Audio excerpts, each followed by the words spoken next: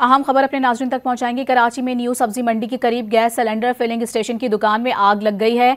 Fire brigade का अमला आग पर काबू पाने की कोशिशों में इस वक्त मसरूफ है। ताज़ा तरीन क्या सूरत हाल है जानेंगे। डॉन न्यूज़ के नुमाइंदे आसिम खान हमारे साथ मौजूद हैं। आसिम बताएगा, आग किस नौयत की है, सूरत हाल क्या देख रहे हैं?